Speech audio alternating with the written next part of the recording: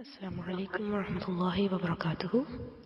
نحمده ونصلي على رسوله الكريم، أما بعد، فأعوذ بالله من الشيطان الرجيم. بسم الله الرحمن الرحيم. رب اشرح لي صدري ويسر لي أمري واحلل عقدة من لساني يفقه قولي واجعل لي وزيرا من أهلي رب زدني علما اللهم فقهنا في الدين. اللهم انفعنا بما علمتنا وعلمنا ما ينفعنا وزدنا علما. رب يسر ولا تعسر وتمم بالخير. اللهم أخلصنا لوجهك الكريم. اللهم بارك لنا في أوقاتنا وجهدنا. آمین یا رب العالمین. جی تو امید ہے کہ آپ سب ایمان اور صحت کی بہترین حالتوں میں ہوں گے. اللہ سبحانہ و تعالی ہم سب کے علم اور عمل میں برکتیں عطا فرمائے، ہمیں اپنے لیے خالص کرے اور ہمیں احسن عمل کرنے والا بنائے. آمین. جی تو ہم لوگوں نے سورۃ الملک کا آغاز کیا تھا اس ٹارگٹ کے تحت کہ انشاءاللہ اس کو ہم نے سمجھ کے پڑھنا ہے اور روزانہ اس کو اپنی روٹین میں سونے سے پہلے شامل کرنا ہے. لاسٹ لیکچر میں ہم نے پہلی دو آیات کو دیکھا کہ جس میں ہم نے جانا کہ انسان کی زندگی کا مقصد کیا ہے. لِيَبْلُوَكُمْ أَيُّكُمْ أَحْسَنُ عَمَلًا، کہ وہ احسن عمل کرنے والا ہو. پھر ہم نے جانا کہ احسن عمل کیسا عمل ہوتا ہے، کون سا عمل ہوتا ہے. تو میں نے اپنا جائزہ لینا ہے کہ کیا میں نے واقعی اپنی زندگی کے مقصد کو پہچان لیا ہے، اور کیا واقعی اس پہچاننے کے بعد میں احسن عمل کی کوشش کرتی ہوں.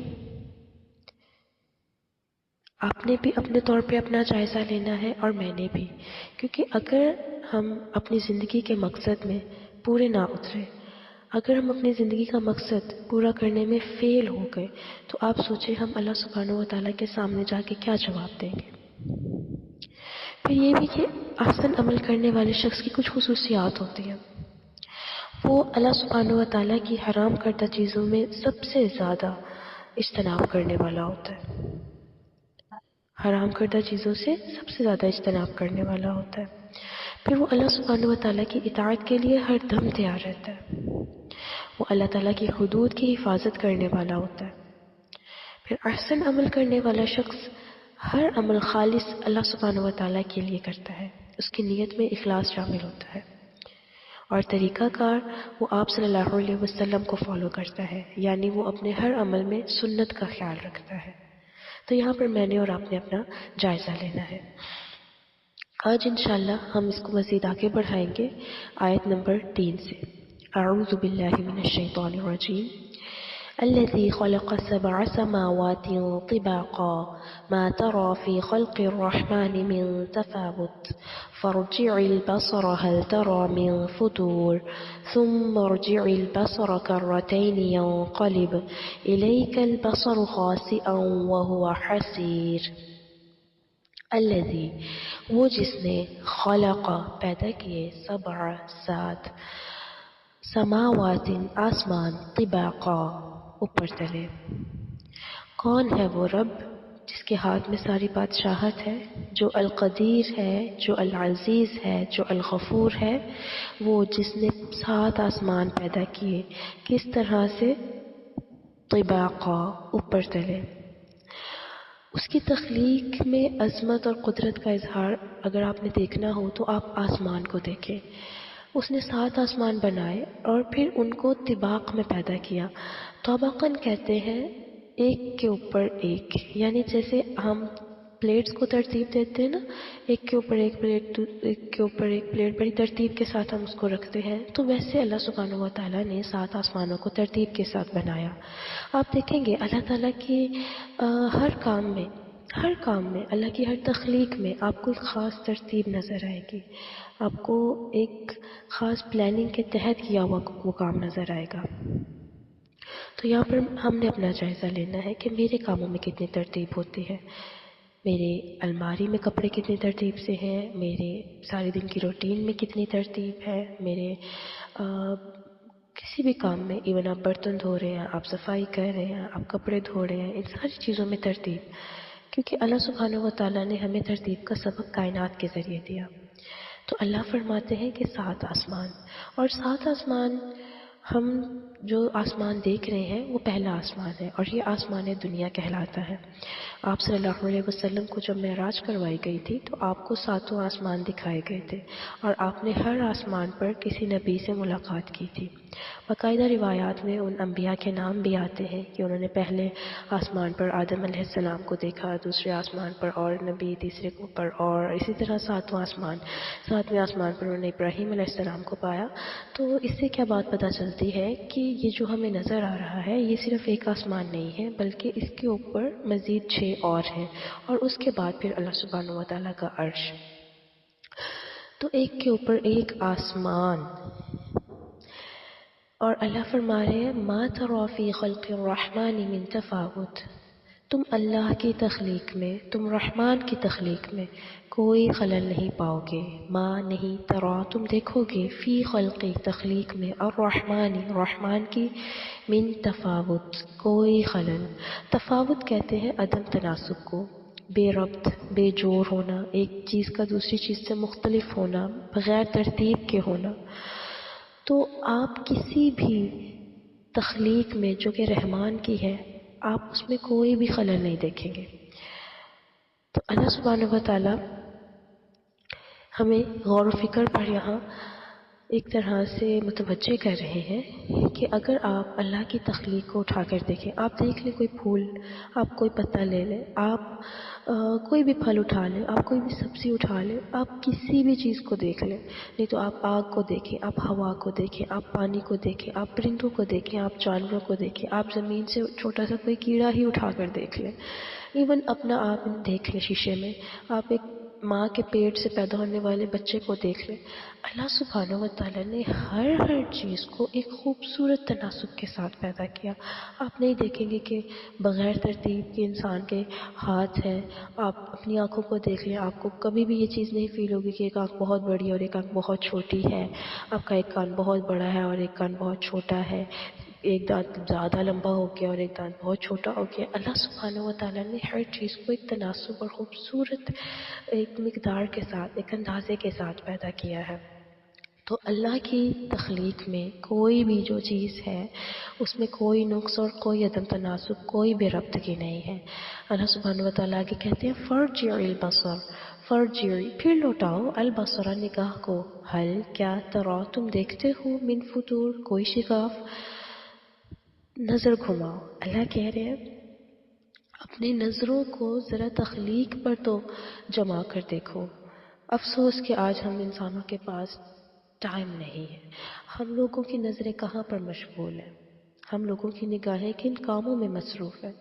آپ دیکھیں ہم سارا دن کیا کر رہے ہیں، ہمیں اپنے گھروں کے سوا، اپنی دنیا کی مصروفیات کے سوا، یا زیادہ سے زیادہ سوشل میڈیا یوز کرنے کے سوا اور کہاں پر ہم نے اپنے نگاہوں کو یوز کیا ہے. اور شیطان کا انسان کے اوپر پتہ سب سے بڑا وار کیا ہوتا ہے کہ وہ انسان کو اس قدر مصروف کر دے، اس قدر مصروف کر دے کہ انسان نہ تو اللہ سبحانہ و تعالیٰ کی تخلیق پر غور کرے، انسان نہ تو اپنے مقصد کے بارے میں سوچے. مطلب انسان کو سوچنے کا ٹائم ہی نہ ملے کہ وہ یہاں کیوں آیا، یہ سب اللہ نے کیوں بنایا، اس سب کے پیچھے اللہ کی کیا پلاننگ ہے. تو اللہ کہہ رہے ہیں کہ میری تخلیق پر غور تو کر لو، ایک نظر تو دوڑا کے دیکھ لو. آپ دیکھیں، آپ جب بھی کسی ماسٹر پیس کو دیکھتے ہیں نا، ماسٹر پیس، آپ کسی پینٹنگ کو دیکھتے ہیں، آپ کسی شعر کے ماسٹر پیس کو دیکھتے ہیں، آپ کسی مصور کے ماسٹر پیس کو دیکھتے ہیں، تو کیا ہوتا ہے اس کی وہ تخلیق جو اس نے ایک طرح سے بنائی ہوتی ہے چیز، اس کو دیکھ کر آپ اس کے بنانے والے کی صلاحیت مان جاتے ہیں. لیکن رب کے ساتھ ہمارا کیا معاملہ ہے؟ ہم رب کو آخر پہچانیں گے تو کیسے پہچانیں گے؟ جب تک ہم اس کی کائنات پر غور نہیں کریں گے، جب تک ہم اس کی تخلیقات پر غور نہیں کریں گے، ہمارے اندر اللہ سبحانہ و تعالیٰ کی ذات کی عظمت کیسے اپنا مقام بنائے گی؟ تو یہاں سے جو سیکھنے کا سبق ہے وہ کیا ہے کہ ہم نے غور کرنا ہے، ہم نے تدبر کرنا ہے، ہم نے نگاہ کو گھمانا ہے، ہم نے کائنات کو دیکھنا ہے۔ تو اللہ کہہ رہے ہیں حل ترا من فطور، کیا تمہیں کوئی شگاف نظر آتا ہے؟ آسمانوں کو ہی دیکھ لو، کیا تمہیں کوئی سوراخ نظر آتا ہے؟ کہیں پر کوئی ایک سلوٹ، ہم نے اپنے بیڈ پر بیڈ شیٹ ہی بچھانی ہو تو ہمیں بار بار اس کی سلوٹیں نکالنی پڑتی ہیں، کوئی بیٹھے تو پھر سلوٹ آ جاتی ہے، کوئی لیٹے، کوئی سو کے اٹھے تو بار بار ہمیں سلوٹیں نکالنی پڑتی ہیں۔ تو اللہ کی آسمان کی جو اتنی بڑی ایک چادر ہے جو چھت کے شکل میں اللہ نے ہمارے اوپر رکھی ہے، اللہ فرما رہے ہیں کہ تمہیں کوئی شگاف نظر آ رہا ہے؟ کوئی بھی بے ترتیبی نظر آ رہی ہے؟ آپ کبھی بھی نہیں دیکھیں گے کہ کوئی ستارہ جو ہے وہ اوپر سے نیچے آ کے گرا ہے اور اس نے تباہی مچا دی ہے۔ آپ نہیں دیکھیں گے کہ دو سیارے آپس میں ٹکرائیں اور فضا میں دھماکہ ہوا ہو۔ آپ کو پتہ ہے ہم جس سولر سسٹم میں رہ رہے ہیں وہ مسلسل اسپیس میں جو ہے وہ حرکت کر رہی ہے۔ آپ دیکھیں ہم اپنے ارتھ کو ہی دیکھیں تو وہ زمین جو ہے وہ سورج کے گرد گھوم رہی ہے، لیکن یہ سب اس قدر خاموشی سے ہو رہا ہے کہ یہ خاموشی جو ہے وہ کائنات کا سکون برقرار رکھے ہوئے ہے۔ تو اللہ سبحانہ و تعالیٰ اپنی کائنات پر غور و فکر کروانا چاہ رہے ہیں تاکہ انسان کو اللہ تعالیٰ کی معرفت حاصل ہو۔ تو اللہ فرما رہے ہیں ثم پھر ارجعی لوٹاؤ البصر نگاہ کو کرتین بار بار، ینقلب وہ لوٹ آئے گی الیکا تمہاری طرف البصر نگاہ خاسئا ذلیل ہو کر وہو حسیر اور وہ تھکی ہوئی ہوگی۔ پھر سے نگاہ لوٹاؤ، بار بار دوڑاؤ، تم غور کرو، ہر اینگل سے دیکھو، آبزرو کرو، اس پر ریسرچ کرو، تمہاری نگاہ تھک جائے گی، تم تھک جاؤ گے، تمہاری نگاہ تھک جائے گی، تمہاری آنکھیں دکھنے لگیں گی، لیکن تمہیں اس میں کوئی رکھنا، کوئی ٹیڑھپن، کوئی نقص نظر نہیں آئے گا۔ حسیر کہتے ہیں کہ بہت زیادہ تھک جانا۔ دیکھیں آپ جب کسی ایک چیز پر بار بار غور کرتے ہیں یا اس کو مسلسل دیکھتے رہتے ہیں تو کیا ہوتا ہے، نگاہیں تھک جاتی ہیں، آنکھوں میں درد ہونے لگ جاتا ہے، آپ مزید ایک ٹائم پیریڈ سے زیادہ اس کو نہیں دیکھ پاتے۔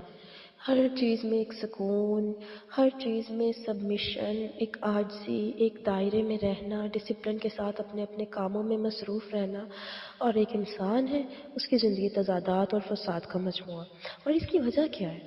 انسان کی ہی زندگی اور آپ دیکھیں اس کے معاملات میں اس قدر بگاڑ کیوں ہے؟ اس کا اختیار، اللہ سبحانہ و تعالیٰ نے جو انسان کو اختیار دیا ہے، آزادی دی ہے نیک اور برے اعمال کی، تو یہاں پر انسان جو ہے آ کر جب وہ تربیت سے اور اپنی اصلاح سے محروم ہوتا ہے، لا علمی اور جہالت کی زندگی گزارتا ہے، تو پھر کیا ہوتا ہے کہ وہ فساد اور ظلم و زیادتی میں پیچھے نہیں رہتا، جبکہ آپ کائنات کو دیکھیں گے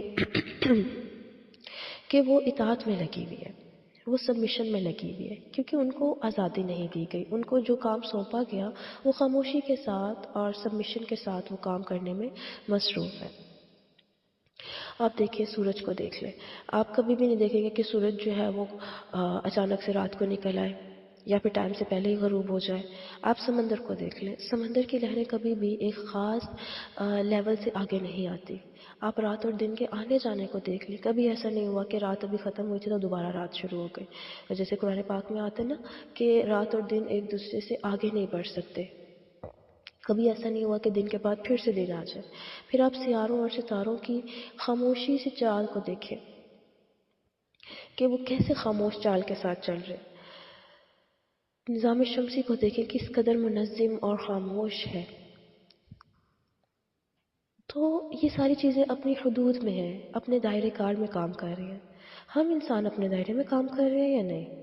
آپ دیکھیں ہم لوگ جو ہے نا کیا کرتے ہیں، ہم اپنے دائرے کو چھوڑ کر دوسرے کی دائرے میں ٹانگ اڑانے کی کوشش کر رہے ہیں، ہم اپنے سے زیادہ دوسروں کی فکر لیے ہوئے جی رہے ہیں، فلانا کیا کر رہا ہے، فلانا یہ کیوں کر رہا ہے، فلانے کو ایسا کرنا چاہیے تھا، فلانے کو ایسا نہیں کرنا چاہیے تھا، فلانے نے یہ کیوں نہیں کیا، فلانے نے یہ ایسے کیوں کیا ہے۔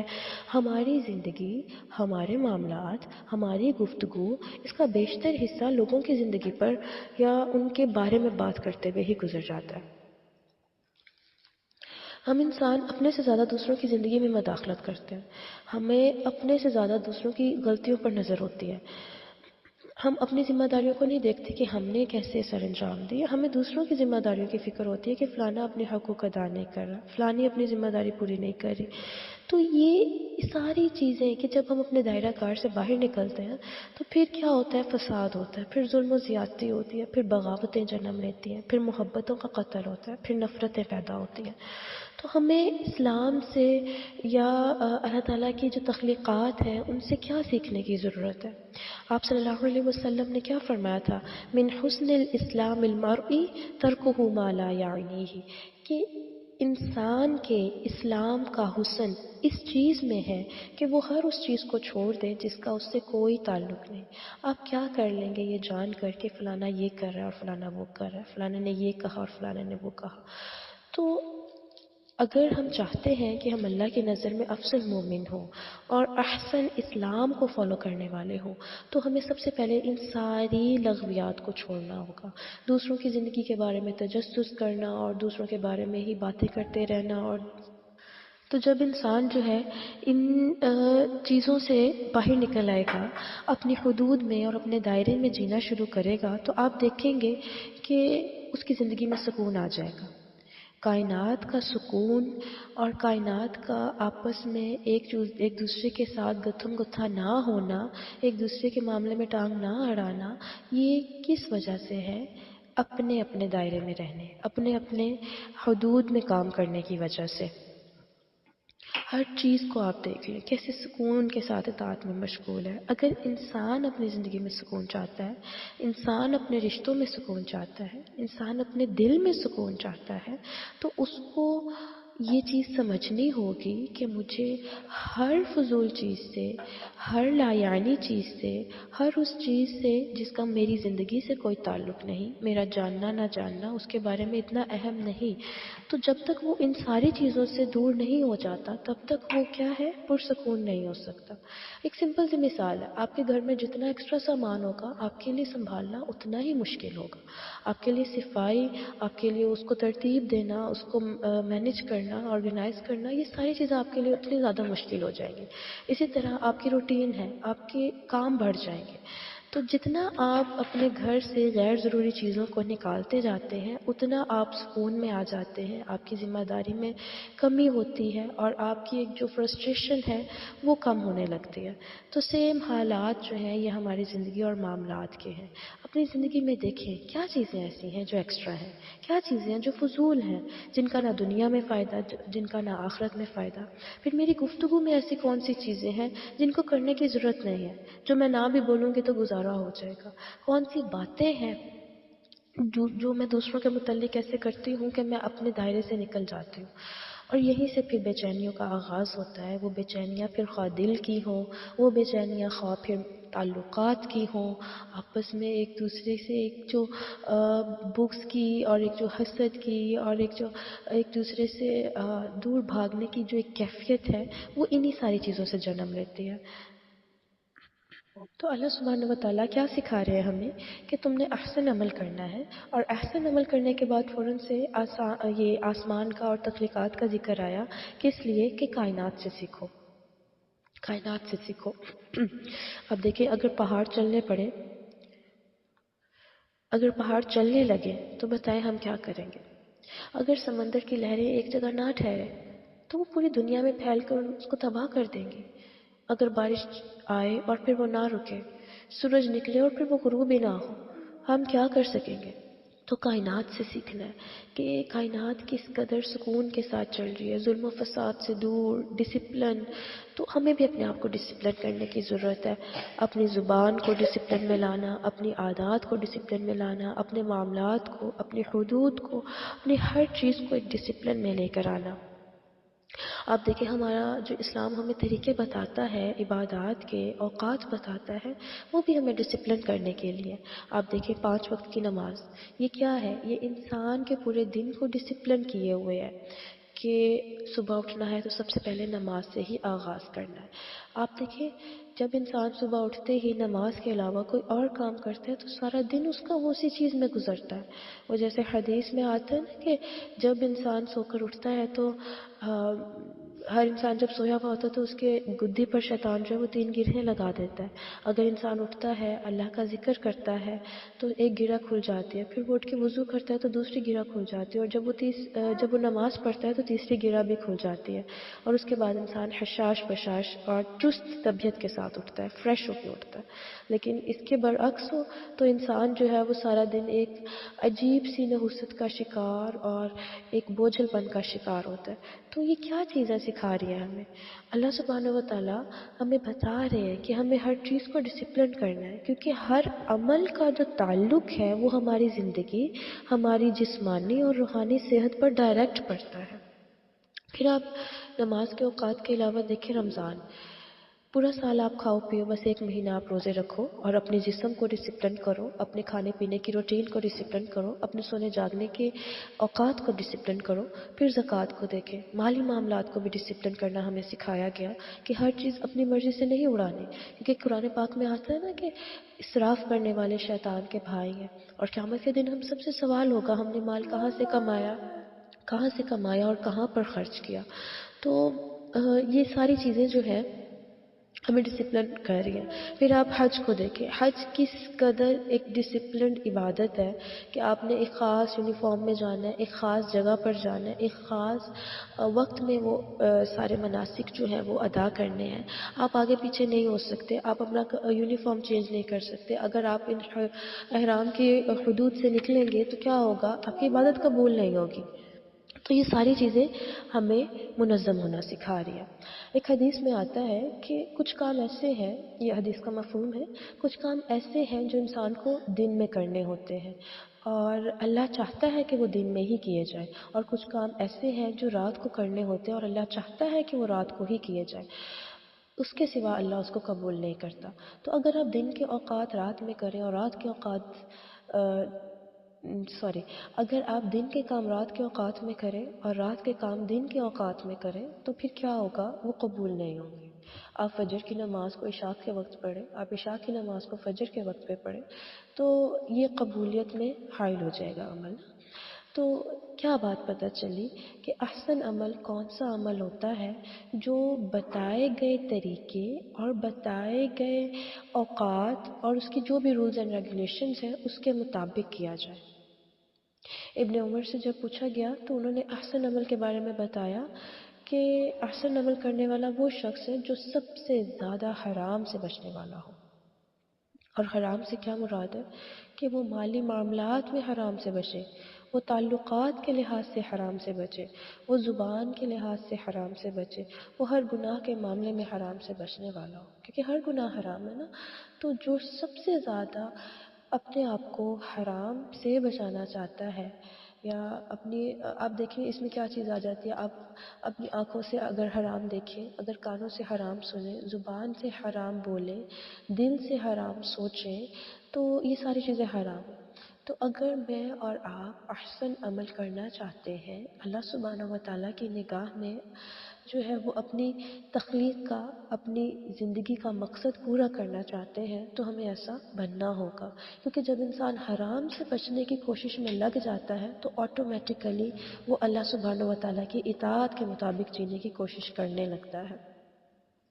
तो अल्लाह ताला से दुआ है कि अल्लाह ताला हम सबको अहसन अमल करने की तौफ़ीक़ अता फ़रमाए। अल्लाह ताला हमसे राज़ी हो, अल्लाह ताला हमें इख़लास नीयत अता फ़रमाए। अल्लाह सुब्हानहू व तआला हमारे कामों को, हमारे मामलात को, हमारे औक़ात को और हमारी आदात को डिसिप्लिन कर दें। अल्लाह ताला हमें अपनी मर्ज़ी के मुताबिक जीना सिखाए, अपनी मर्ज़ी के मुताबिक रहने का तरीक़ा सिखाए। अल्लाह ताला हम सब से राज़ी हो। आमीन या रब्बल आलमीन। सुब्हानक अल्लाहुम्मा व बिहम्दिका अशहदु अन ला इलाहा इल्ला अंत अस्तगफिरुका व अतूबु इलैक। रब्बना ला तुज़िग़ क़ुलूबना बअद इज़ हदैतना व हब लना मिन लदुनका रहमा इन्नका अंतल वह्हाब। रब्बिरहमहुमा कमा रब्बयानी सग़ीरा। आमीन या रब्बल आलमीन। अस्सलामु अलैकुम व रहमतुल्लाहि व बरकातुहू।